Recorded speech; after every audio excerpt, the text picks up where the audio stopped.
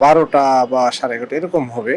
ওই সময় আমাকে আবার জিজ্ঞাসাবাদ করলো, কি করতে চাও তুমি, কোথায় যাবা, তুমি এতদিন কোথায় ছিলে, জিজ্ঞেস করলে তুমি কি বলবা।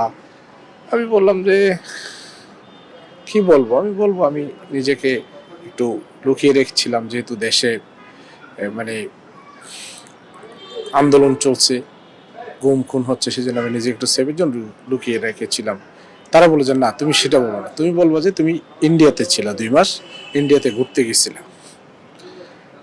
আচ্ছা ঠিক আছে স্যার, তুমি কিন্তু কোনো সাংবাদিকের সাথে কথা বলবো না।